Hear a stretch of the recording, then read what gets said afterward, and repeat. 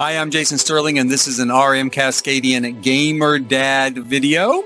Please hit like, subscribe, and notify, and as always, thanks for watching. This is the RM Cascadian Growing Together, Episode 2, operating title, Independence Day, / We're Gonna Make It. Reg and Patrick, of course, have met across the hall from each other in San Myshuno. Reg, my Sims family, Reg and Max live in San Myshuno and always have lived in San Myshuno. Max is an infant, and Reg has just found out that he's going to be a sole parent, a sole single dad in our last episode. And Patrick, who lives across the hall, has just moved in about the same time Reg has agreed to help him with that task. Well, he's kind of agreed to help him remodel the apartment, but along the way, kind of gets swept up a little bit in parenting as well. So, you've got the two of them kind of muddling along through here. And in this episode, because I've mentioned this already, growing together is not just about raising an infant. It's not just about raising kids. Growing together is you're always on a path of growing through your whole life. You never stop growing. You never stop changing. You never reach this plateau where you're this perfect person making perfect decisions. And you just, have grown up finally, right? That never happens. Maybe the day after death. The day after they put you in the ground, that's when that happens. So, but also, communities grow. Communities also grow, and oftentimes they grow with people. So as people grow and change, communities grow and change. In this episode, we're going to look at San Myshuno's Spice District, which is just also going to start growing and changing. It's going to take its first baby steps, and it's going to sit up and start to be noticed by the rest of San Myshuno.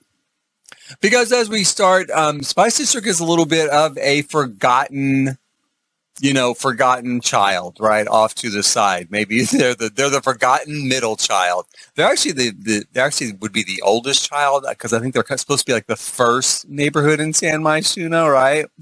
But we're gonna call them the forgotten. Let's call them the forgotten first child. They're kind of ignored.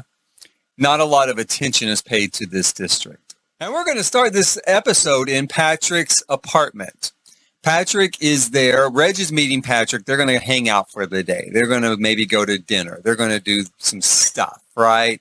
And Patrick is feeding his cat. The cat has stayed. I wouldn't necessarily say that Patrick kept the cat. I would say the cat has stayed. And so Patrick's feeding the cat, and you'll notice a few little changes around his apartment. There's some cat toys kind of scattered here and there. And he's bought a baby kind of play mat for Max, because when Reg comes over with Max, maybe they've been putting a blanket or something on the ground, but Patrick's thinking, well, Max needs something more than that. He needs something entertaining while he's here. So he's bought him a baby mat. Now, Reg, of course, tells Patrick, I can't believe that you kept that cat. And as I said, of course, it's more a question of the cat kept Patrick. The cat insisted on staying. And Patrick says that, well, first of all, the cat kills the mice, which cats do. Cats have a pretty big purpose in life with humanity. Cats keep down vermin. I had a cat, and Patrick's cat does the same thing. Kills moths, right? My cat killed every moth in the closet. I never had a moth hole for 15 years. Patrick kind of makes it clear, hey, I tried to get rid of the thing. I took it downstairs, dropped it off each morning, went to work, and when he came back, whoever had come up in the elevator first had brought the cat with them. The cat just walked right in with them and went right on up till it found the right floor, right? Got off, went to Patrick's door. So the cat basically chose Patrick. Patrick also mentions, of course, that he didn't buy the baby mat because he loves babies. He bought the baby mat because he loves Max.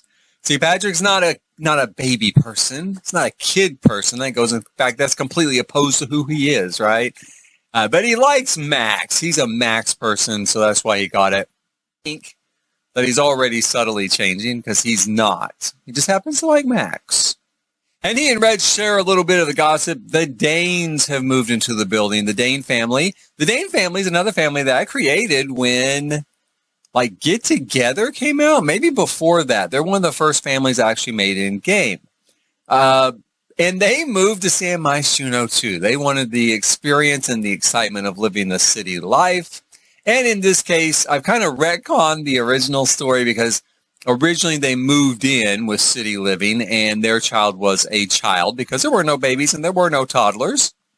And so I've retconned it back a little bit where their kid is an infant when they've moved in. They're going to grow together with San Myshuno and everybody else here in the Spice District. And Patrick says, he's a little surprised because this is the second family moving into the building. There's probably more than that. The Danes happen to live on their floor, right? So there might even be more. And he's kind of surprised so many families move in. And Reg is like, well, why? Why wouldn't they? And Patrick says, as I've had people say before, when it comes to living in the city with kids, well, there's no yards. And in fact, in my own neighborhood, our yards are really, really small. It's part of why I moved here because I hate taking care of a yard. It's a useless waste of space. I can't stand grass. But at the end of the day, he's like, well, there's no yards here. And the Spice District in particular is kind of a shithole, right? I mean, it's not a very nice place. It's kind of run down. It's kind of derelict. It's kind of a shithole. So Patrick, Patrick's kind of surprised. Who'd bring a kid here? And Reg says, well, you moved here, right? You moved here. Why wouldn't anybody else move here? And Patrick, Reg thinks the way I do. Reg thinks, of course you can raise a kid without a yard. Hell, most kids don't even go in the yard anymore. Most families don't use the yard. They have this I know people have this big, gorgeous yard with a full outdoor kitchen and a fantastic pool. And it looks like a magazine set. And you're ready for Architectural Digest to show up and take pictures of it. And they probably can't tell you the last time they hung out there. So what does Reg need a yard for? He doesn't. And so he tells Patrick, well, hey, you moved here. If it's so bad, you moved here. But Patrick tosses it off as a joke. Yeah, he moved here. Of course he did. That's his aesthetic, shithole chic, He moved there because it was a rundown shithole. Of course he did. And then he says, hey, I want to take you and show you this place. I want to show you this kind of new place, this kind of new housing area.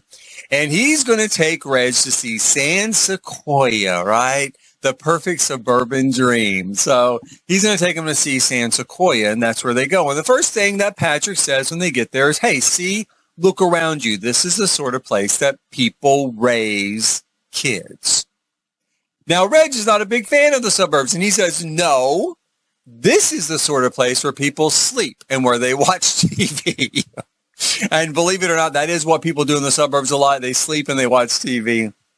They go into the city to work. That's kind of Reg's take on it. Now, Patrick's not a super big suburban guy, but he is kind of honest about it. He's like, look around you. It's clean. There's stuff to do. It's nonsense that people are just here sleeping and watching TV. Look at all this stuff to do. Now, I'm going to say this. While we were there, hardly anybody was around. It did look like nobody was actually using what was there, which is more my experience a lot of times in the suburbs is that you do have services, you do have things to do, but they don't get used necessarily that much. People stay at home. Like I said, hell, they've got a resort-style backyard that they don't even use. So, but Patrick does say, look, it's clean, it's well-developed, and it's taken care of. And he compares it once again to the Spice District, which he considers half derelict. And he brings up that sort of park in the Omni Plaza, which is the park that I built for the Spice District, which, is full of garbage. And the reflecting pools are mossy and green, and the landscaping's half dead or overgrown. And it really doesn't get taken care of any longer by the city.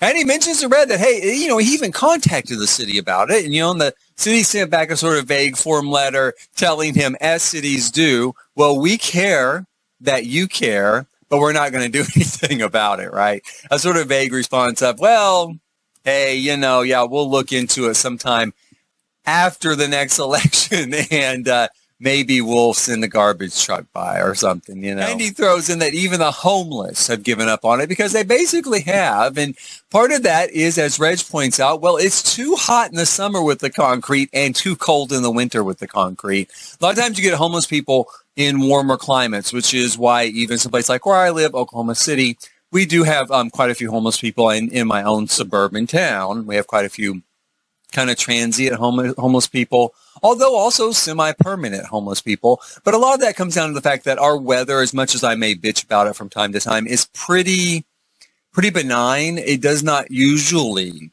get exceptionally cold here. And when it's exceptionally hot, it's okay. It's easier to kind of find some shade and hang out and do nothing all day. Homeless shelter where I live. But it's more of a rehabilitation type place, and it is always full. And, if you're going to tell a homeless person, okay, well, we can put you on the list, and in about 2 years, we'll have an opening. In the meantime, hang on to that cart, hang on to that, whatever's in that cart, you're going to need it. Of course, they start talking a little bit about, what would Reg do with the Spice District or with Omni Plaza if he could. And they talk a little bit about, something for people to do with it. Right now, it's just a concrete plaza with dirty reflecting pools and some really hard concrete benches. And that's it. And you've got these concrete reflecting pools, this water, right next to a giant bay of water. If you want to go look at water and think about life, stare out on the bay, right? So, they talk about stuff like that and meander through San Sequoia. And Reg says at one point, he says, like this, I would build a water park kind of like this. That way in the summer when it's boiling hot in San Myshuno, there's something for the kids in the neighborhood to do. They can go hang out at this little water park, this sort of little splash pad. And he put in more trees and he put in more shade so people can get out of the heat. And, in the winter, if it's done somewhat like not my city, but Oklahoma City, not the city where I actually sleep and watch TV, but Oklahoma City, in the winter, they can turn certain areas into an ice skating rink that are normally more like a place to play in the water for kids, right? So they turn that into an ice skating rink. So I'm sure Reg is thinking along the same lines that that's kind of what he would do. I'm just a little surprised because it does sound like Reg has really thought about this. And Reg is like, no, not really. It's just the first thing that kind of comes into his head. Maybe he has thought about it a little bit, but not realized he was thinking about it because he does have a kid. He probably has thought about the future there in the Spice District. But also what he's saying does make sense. If you're going to build a park and you're going to go through that effort, put something there that people want to use. And most times people don't just go to a park to sit and reflect and stare, right? They want activities. They want things that are useful. And Patrick says, yeah, but, too bad. Well, the city's never going to do anything about it, are they? They're not going to do anything about it. They don't care. They haven't done anything for what looks like decades, and they're not going to. And Reg is starting to think, and he says, the city. Later on, Reg and Patrick do go to dinner. They're going on kind of a date. This is still their story of growing together as well, not just San Myshuno Spice District. And originally I was going to take Max on this date with him because Patrick is the sort of person, again, he's not a kid person, but he's the sort of person that believes Max needs to go everywhere. Max needs to learn everything. Max needs to know how to go to a restaurant. He needs to know how to behave. And part of the problem he thinks with so many kids running wild in a restaurant is they're just not taught and they don't have a good example from the adults around them from a very early age. It shows this is what we do. This is how we behave in a restaurant. Now, I did take a toddler with me to this restaurant to play test it because I always put high chairs at restaurants. You can't technically take a toddler with you, but once you get there, you can just bring the toddler to the lot. Little trick there, a little storytelling trick or play trick if you like. And then as long as you've got a high chair, you just set him in the high chair, give him some animal crackers, give him a ham sandwich or whatever it is you can feed through the high chair, and he's good to go. So that you can include your toddler with your family. It's one of the big failings with Dine Out that I've always had a problem with is when toddlers came along, they didn't update it to take a toddler to a restaurant. Tons of toddlers in my area go to restaurants to eat. Hell, most families in my area don't cook. So apparently I do. I eat at home all the time. I don't even like eating out that much, but apparently most of the people I know, though, eat out all the time. They really do. And, of course, they're going to take a toddler with them. What do they do? Let the toddler starve to death? But infants can't sit in a high chair until they can set up, and Max can't set up yet. I've been working with him. I'm trying to get him there, but Max can't set up yet. So I end up sending them on their own to this restaurant to have a sort of date, kind of their first date. And it was fine like that because I did decide, hey, maybe this is their first chance to really get away alone because Max is so little, and so maybe this is kind of their very first alone time as far as a date goes. And Patrick asked a sort of date question that I think is always, I've always known people to ask weird. I don't ask stuff like this. It does not occur to me, but this is the sort of thing that I've had people ask for, and it's a sort of like, what's your dream? you know, like, what's your biggest dream? If you could just do anything, what would you do? And Reg says something more along the lines of what I would say. It was like, what do you mean? What does that even mean? What do you mean by dream? You mean like where I win like $1 billion somehow from the lottery and never have to work again? That is my dream. That's my dream, right? And so Reg is like, which dream, what dream? Reg has a lot of dreams, which he actually does, like myself. I want to win the lottery is the biggest one. So, yeah, he's kind of like, what dream? And Patrick points out, well, when you were a kid, and this is true for most of us, I think, when we're kids, Reg probably didn't dream that he was going to grow up and help build brand new factories with new ways to make cornflakes, right? That's kind of the project Reg is working on at work, a factory to build cornflakes with a whole team of people. And Reg says, yeah, well, I guess you're kind of right.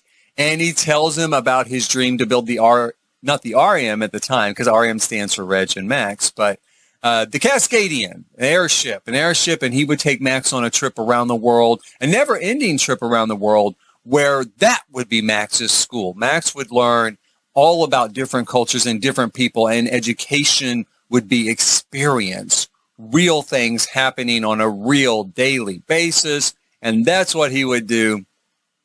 And it is a dream, but, he tells Patrick his family has these schematics from some great 200-year ago ancestor, and, nobody's ever built it. And Patrick even says, come on, do you really believe that those sort of things would work? Would that really work? And Reg is like, well, he doesn't know. No one's ever built it, right? Except for maybe this first ancestor. And according to family legend, apparently that airship killed him because on the first voyage, he disappeared, right? So maybe the thing did lift up, but it must have crashed somewhere and killed him. So, because he basically disappears from the family lore, and there's nothing more ever said about him or his airship. But Patrick's like, well, hey, build it. Go ahead and build it. Give it a shot. Why don't you build it? And of course, Reg is like, okay, it's an airship, Patrick. If the plans turned out to be viable, if they would work, it would take too much time and too much money to build something that large, more than Reg has, of course, in either case. And that's why it's a dream. A lot of the dreams we have are dreams for that reason, because there just isn't any way to do them. And Reg naturally asks him, okay, so what's your dream? And Patrick says, nothing, right? Which is a little bit sad in a way and a little bit kind of realistic in a way, because Patrick really doesn't really have any dreams. He doesn't think about the future. He doesn't plan for the future, and he lives in today. He lives in the moment, right? So there's no need, as far as Patrick's concerned, to have some grand dream. But he, like he tells Reg, he did ask Reg because he figures Reg is the sort of person who does have dreams, and he does dream about stuff, and he's right on that point as well.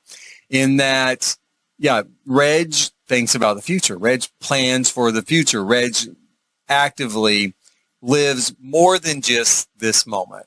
Patrick says, because they're starting to grow closer. It's been a couple of weeks. We're getting close to Independence Day. The last episode was Father's Day. And, he says, I'm really glad you live across the hall. I'm really glad that you're there. And because, it's hard for Patrick to express it, but this is kind of someone that he can talk to. And for the first time, really has an interest maybe in kind of knowing beyond the sort of superficial, because Patrick likes to leave everything behind, leave memories behind, and leave chains and anchors and things that weigh him down behind. And relationships are one of those things. But he's really glad that Reg is across the hall. And Reg, of course, is glad, too, that Patrick's across the hall, because when Max was suddenly dropped off with him forever, and that's not what he thought was going to happen, and that his life suddenly has radically changed, he kind of did need somebody across the hall to talk to. He did need somebody to interact with. And so Patrick was there, and he said the same thing. I'm really glad that you were here, because it would have been harder the last couple of weeks if it had just been just me and Max. And he kind of reiterates that, it wasn't easy for Max, for Julie to just drop Max off with him. It wasn't an easy sort of change. But Patrick says, Reg, she made the right choice. He's like, Reg, he's like, yeah, and he's like, she made the right choice. Patrick does believe he doesn't know Julie, except for what Reg just told him. This is always a bad thing to do. You should never judge someone just based on someone else telling you their experiences of them. But I like to think that Reg is pretty balanced when he tells stuff. So he's going to tell you the good and the bad. And so maybe you get more of an impression that he's not terribly biased. Now he's going to be a little bit biased because everybody's a little bit biased. But yeah, Patrick thinks that she made the right decision. After that, we cut probably to the next day. It's a couple of days before Independence Day. And the Danes have moved in. There's another guy that lives there as well that has moved into the building. A single guy by the name of Calvin, and he is trying to become an influencer as a job. He's working on the influencer career. I did a little bit with him with San Myshuno as well. He's also an early San Myshuno person. And he was going to start this career, right, online. And he came to San Myshuno with some seed money, whether his parents had given him some money to spend or he used his college fund or something. And unfortunately, he blew a bunch of it right off the bat on a talking toilet because he was so enamored of it. He thought it was the coolest thing he'd ever seen that, yeah, his apartment was basically empty of furniture because he spent all of his money on a talking toilet. But anyway, Reg has kind of been talking to these people in the hall, right? These new people to the floor, just as he's a new person, Patrick's a new person. And especially to the family also has a kid. And Reg has been thinking about, this park, right? And they all kind of meet across out there at the park, outside the building of the park. They go out there together as a group. They're kind of looking at this thing. And again, that kind of comes from my own experience. Now I do live in the suburbs, so we do kind of know each other on my street. And usually it kind of goes, if you see a bunch of people standing out in the street talking, just head on out there and join that group and find out what happened, right? Because something happened if there's a big group of them out there talking. And so they get out there together and they're talking. And of course, Danny Dane, the dad, the baby is Danny Jr. Danny Dane, he is like, the realtor really sold up the sort of parks in the area when they were selling the condo to him, right? This kind of newly transitional area they're trying to upmarket. And, he's like, well, it definitely fits the bill of open space. It is open. There's plenty of space to go there and dump garbage, right? Or hang out in the midst of garbage. And Celeste says something along the lines, do you think they'll have a fireworks display here? Does the city do a fireworks display in this district too? Because they do in every other district. But of course they don't in the Spice District because the Spice District gets left behind. And that's what Calvin points out. Calvin's kind of like, well, first they would have to find it on a map, right? That he thinks that the rest of San Myshuno across the bay over there looks across the bay and thinks that basically the Spice District is some other town and maybe even some other country, where is not really part of San Myshuno. Reg pipes up because he's been thinking, and Reg is starting to fall into who Reg is. And he says, hey, this could be more. This place could be more. There could be more here.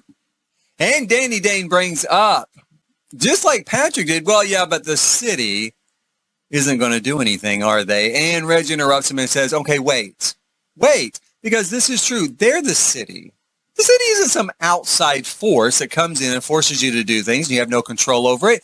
Reg is the city, and the Danes are the city, and Patrick is the city, and Calvin is the city, and more importantly, they're the Spice District, and this is their area. This is their neighborhood. And he throws in a little bit of some of the stuff he's been thinking about, that they are the new pioneers in San Myshuno. They are the new immigrants in San Myshuno.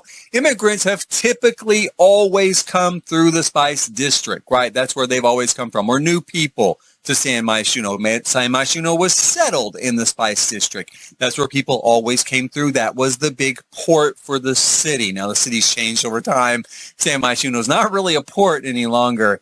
And definitely the Spice District is not a port part of the city any longer. But that's what it typically was. And Reg just feels like they're just like that. They're new to the city. They're the new immigrants. They have come there looking for something better. And so they should dream it. He's like, if we can dream it, we can make it. We should get to work on this place. We should do something with it. And Dane, of course, or Danny Dane, in the playing a bit of the devil's advocate, is like, okay, I don't even know where we would start with some place like this. And of course, Reg is like, we pull up the concrete. Just rip up the concrete and let's build something that people want to use. Let's build something for kids. Let's do this. He gets cut off really quick by Calvin, who's like, yeah, okay, all that costs money. Okay, that's the problem, is that all dreams usually do cost money. Dreams usually are about money in one form or another, either costing money or getting money, right? Either winning the lottery or doing something that costs money. And that includes things that take a lot of time, because time is money.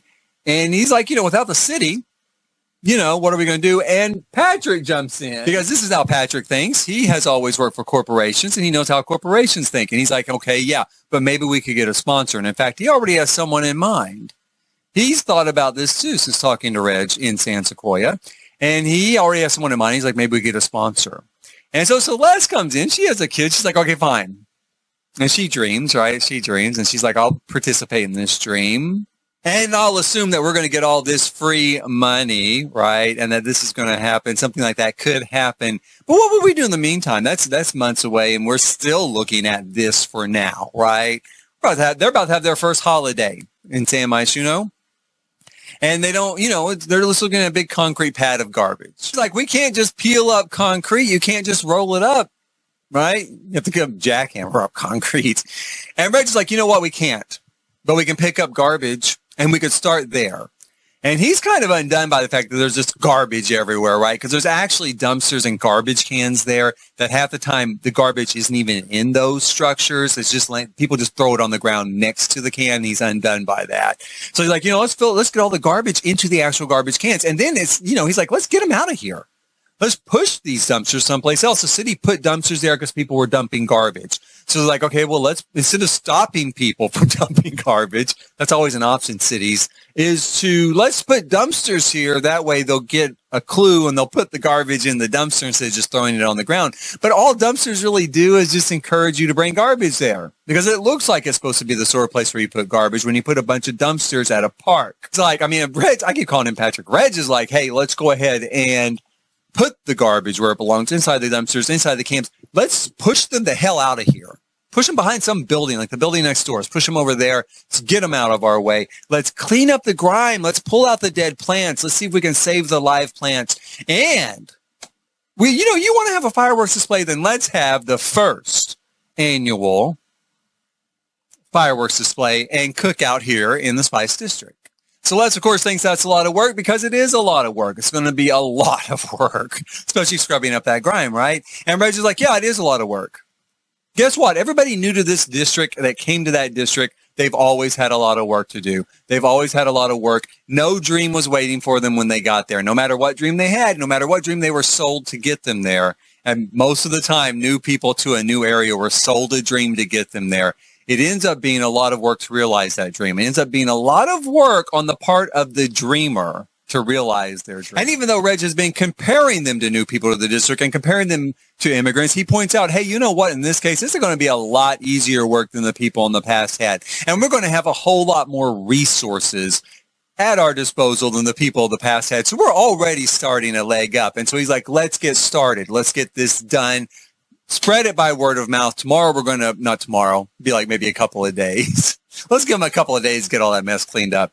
In a couple of days, for Independence Day, we're going to have our first cookout here, the first Spice District cookout, the first event in the Spice District in who knows how long. Spread word of mouth. It'll be potluck. Bring whatever you want to bring. We'll drag a couple of grills down here. And Reg thinks he's going to buy some fireworks. Like, he can't afford much, but he does think, hey, I'll just buy some fireworks, right? Shoot them out over the water. And so let's get started. And that's what Patrick says. Hey, let's get started then. And they do. And, we enter a little bit of a montage here of them kind of cleaning it up. Every so often someone runs over to check on the kids, to put the kids in the shade. But little by little, you can imagine it may take place over a couple of days. Now, of course, this is a soap opera, right? So in a soap opera, it takes place in an afternoon. But this is a big place to clean up, and it's going to make you really tired. I don't know if you could get it done in a day, but maybe you could. So they get it done in a day. They go through and clean everything up, and it actually does look better. Just cleaning up the garbage, cleaning out the dead plants, sweeping up the grime, right, does make it look a lot better. It's still not really something people are going to use very much, but it does look a lot better. They decide to throw in a sort of chlorine shock into the reflecting pools, hoping that maybe that'll clean the water up a little bit. I know someone once who they moved into a place that had an above ground pool, And it was just a pond, right? It was an above ground pond, not a pool. And they did buy something. They called it chlorine shock, and they threw it in there and the water turned clear, right? And they could clean the sides a little bit easier, clean the moss off. I think a lot of the moss died as well on the sides and stuff. I mean, it was like a miracle. It was like some sort of miracle stuff. I think it was actually just a super shot of chlorine. I think that's what it was, and it just killed everything. But anyway, that's what they end up using. And they end up with something that looks a whole lot better. And they get ready for Independence Day. And Independence Day is a great success. The park is ready. The park does look remarkably better just cleaning up the garbage, right? Just kind of making it clean again, clearing out the old brush, clearing up the garbage, scrubbing the concrete. It looks a lot better. And several people do show up from the neighborhood for this first annual word of mouth event. So much so that Reg is actually a little bit nervous because he doesn't want to let people down. He doesn't want people to come expecting something bigger than it's going to be. He has bought a few fireworks and got a permit from the city to set them off out over the bay, right? Since there's a large body of water there, typically you can set off fireworks out over the bay and you're going to be plenty safe unless, you've got wind that's going to blow them back towards the land. But in this case, for this story, the wind's fine. Spoiler alert, the wind is fine. There will be fireworks coming up momentarily. Bring into Patrick, who lets Reg know that he has, he's been talking to the city. He's mentioned that already. He's complained to the city. The city sent him a sort of like, yeah, well, we care, you care, but so what? We're not going to do anything about it. And as it turns out, that's because the city does not own that park. Reg is surprised, of course, because it's a park. Who doesn't own it? I mean, who owns it if the city doesn't own it? Now, there's actually a lot of parks that aren't owned by the city, at least in my area. You have a lot of parks that are either built by a development, a housing development. We have a lot of parkland in my own personal neighborhood that belongs to the homeowners association. It does not belong to the city.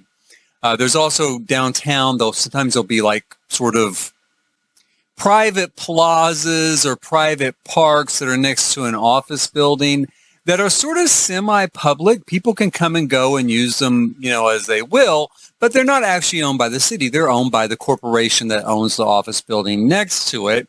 And sometimes you get this sort of corporate public collaborations, which is, again, a larger park downtown Oklahoma City called the Myriad Gardens was financed and sponsored by the Devon Oil Corporation, which is right across the street, their new headquarters, to redevelop it, right? So it's kind of a city park, but it has a very heavy hand of that corporation redeveloping it and sponsoring it. And what has happened here is more like with the neighborhood. There was something called the Spice District Neighborhood Association, which, as Reg points out, the Spice District doesn't have a neighborhood association, but it does. It has one, and it's had one for about 50 years. It's just that it is essentially kind of a defunct organization at this point. But about 50 years before, the Spice District Neighborhood Association was formed by concerned citizens in the throes of urban renewal fever who were going to kind of see this district brought back to life, and they were going to try to help guide some of that urban renewal movement, part of why this park was built, right? This new, for the time, modern park. But cut to 50 years later, everybody who kind of knew about it and had helped form it, and maybe the people that succeeded them, for a little while, are gone. I mean, those people are all gone, save one person who's actually still the president of record with the city of San Sequoia, even though she doesn't actually live there anymore. She is in a nursing home in San Sequoia, right? So the city tells Patrick this and tells him, hey, here's the paperwork you need. Go to her, have her sign off on it, have her transfer the rights and responsibilities of this association, since she's really the only surviving member and de facto president and de facto board of this organization. Have her transfer that over to you and Reg and try to put together a 5-person board, because it should be a 5-person board, overseeing this association. And then you're going to inherit the assets of the association, which isn't much more beyond this park and a sort of a platform for trying to guide development in the Spice District. So that's what Patrick intends to do. He's going to go to San Sequoia, have her sign off on this, and with he and Reg and the Danes, Celeste and Danny Dane, and Calvin, they have a 5-person board all ready to go.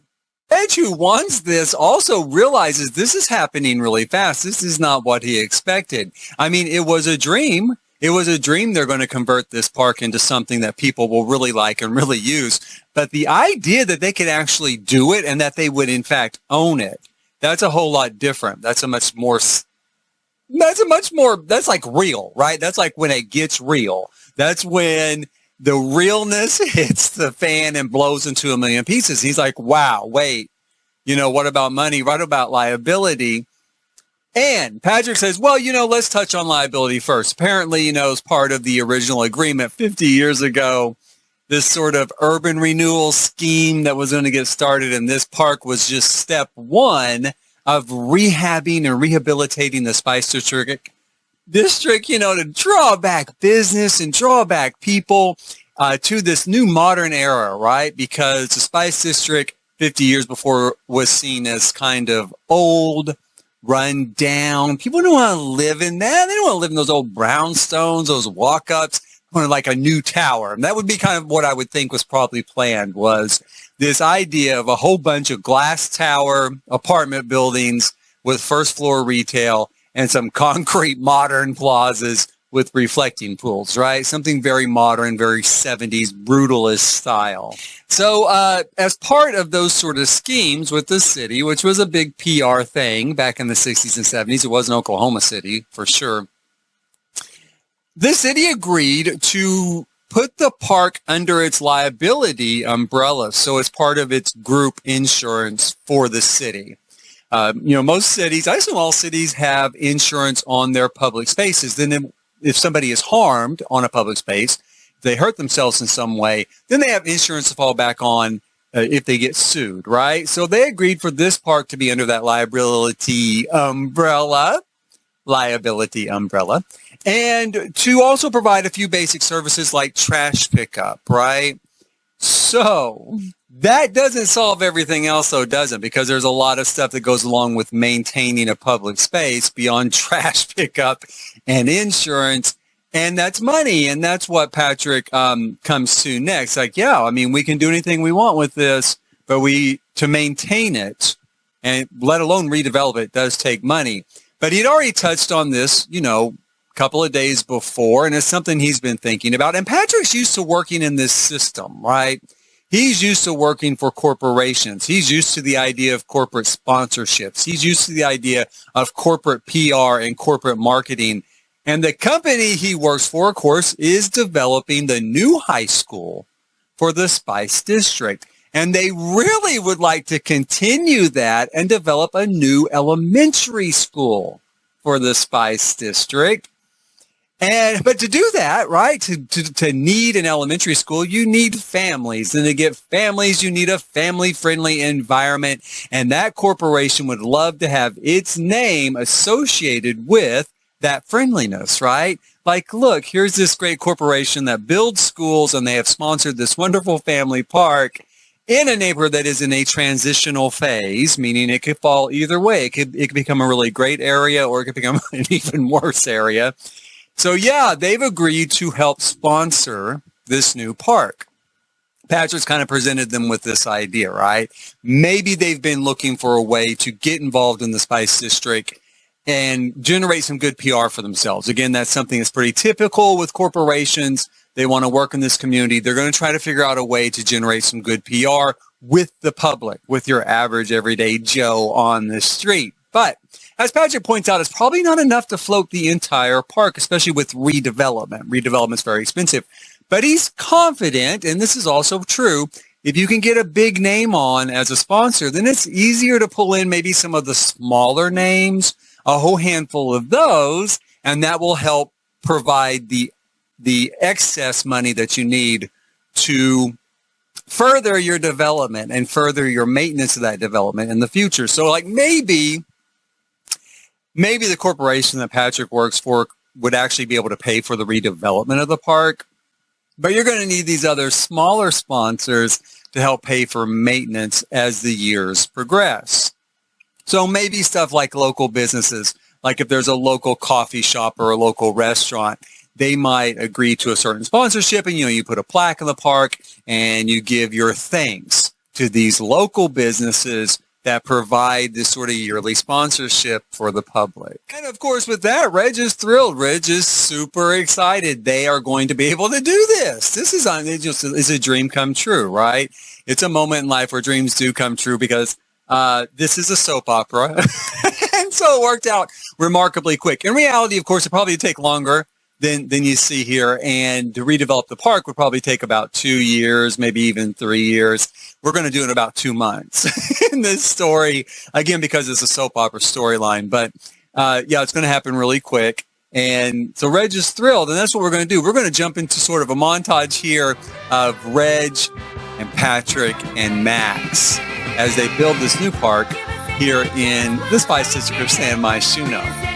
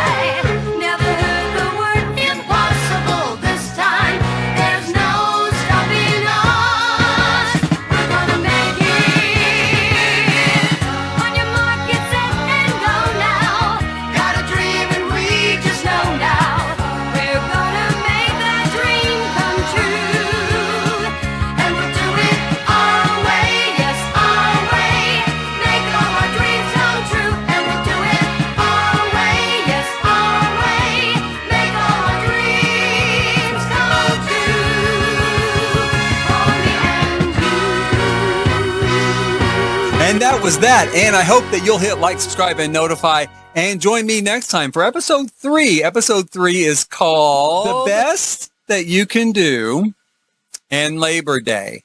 And it is where the dream starts to take a couple of hits, right? Because there's other people. Drawing attention to the Spice District draws sometimes the wrong attention, right? So there's some other people are thinking maybe we ought to get involved here as well. But maybe it isn't exactly what the residents would like to see happen. And coming up next time, we're going to meet Tom Gerald, a better version of Axiom, a better wealthy industrialist than Axiom. He's going to come in and he has a shocking revelation by the end of that episode. So again, please hit like, subscribe, and notify. And in the meantime, as always, thanks for watching.